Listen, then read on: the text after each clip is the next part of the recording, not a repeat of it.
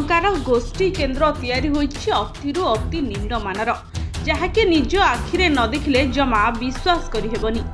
ଏହିପରି ନିମ୍ନମାନର କାର୍ଯ୍ୟକୁ ବିରୋଧ କଲେ ଗ୍ରାମବାସୀ। ନବରଙ୍ଗପୁର ଜିଲ୍ଲାର ରାଇଘର ବ୍ଲକର ମୋହଣ୍ଡ ପଞ୍ଚାୟତ ଅନ୍ତର୍ଗତ ଡଙ୍ଗିରିପାରା ଗ୍ରାମର କିଛି ଲୋକ ଗ୍ରାମରେ ଅଙ୍ଗନବାଡ଼ି କେନ୍ଦ୍ର ପାଇଁ ରାଇଘରରେ ଭିକେ ପାଣ୍ଡିଆନଙ୍କ ଗସ୍ତ ବେଳେ ତାଙ୍କୁ ଗ୍ରାମର ଲୋକେ ଏକ ଲିଖିତ ଆକାରରେ ଦେଇଥିଲେ। ଏହାର 15 ଦିନ ପରେ ବିଧାୟକ ପ୍ରାର୍ଥୀ ନିତ୍ୟାନନ୍ଦ ଗଣ୍ଡ ଡଙ୍ଗିରିପାରା ଗ୍ରାମକୁ ଯାଇ ଗାଁରେ ଅଙ୍ଗନବାଡ଼ି କେନ୍ଦ୍ର ପାଇଁ ଉଦ୍ଘାଟନ କରି ଭୂମି ପୂଜା କରିଥିଲେ। ବର୍ତ୍ତମାନ ଘର ସମ୍ପୂର୍ଣ୍ଣ ତିଆରି ହେବା ପରେ ସୂଚନା ଫଳକ ତିଆରି ହୋଇଛି ଘରର ପଛପଟ କାନ୍ଥରେ। ଏହାକୁ ଦେଖିଲା ପରେ ଏହା ଅଙ୍ଗନବାଡ଼ି ନୁହେଁ 3 ଲକ୍ଷ ଟଙ୍କାର ଗୋଷ୍ଠୀ କେନ୍ଦ୍ର ବୋଲି ବର୍ଷିଲେ ଗ୍ରାମବାସୀ। ସାର୍ କୁ ଦେଇଥିଲି ଆପ୍ଲିକେସନ ଲିଖିକିନା ତାର ଗୋଟେ ଦିନ ପରେ ଆସିକିନା ନିତ୍ୟାନନ୍ଦ ଗଣ୍ଡ ଆମର ଏମଏଲଏ ଉଦ୍ଘାଟନ କଲେ।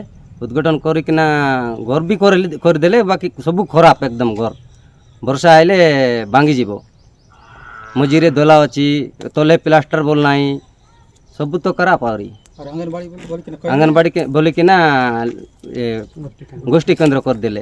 अंगनबाड़ी केन्द्र जगह तैयारी होइछि गोष्ठी केन्द्र। उक्त गोष्ठी केन्द्र तैयारी होइछि मान्यवर विधायक फंड जहाँकि अति निम्न मानर भलरे पड़िनी प्लास्टर तैयारी हेबा किछि दिन भितरे छात फाटी गलानी चट्टाण रे भलरे प्लास्टर मध्य होई नहीं।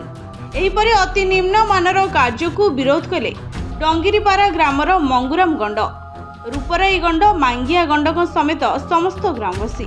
एहिपरि निम्न मानर कार्य को उच्च स्तरीय तदंत करी पुणी थरे डंगिरीपारार गोष्ठी केन्द्र तैयारी करबा को ग्रामवासी आनिछन्ति अभियोग।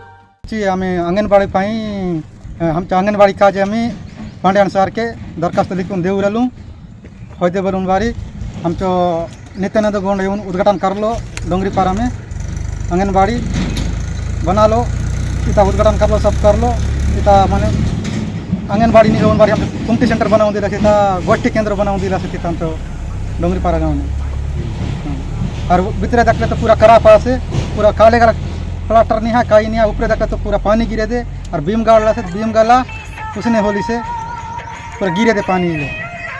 उमरकोटरू रसिक सरकार को रिपोर्ट ओडिशा न्यूज 27।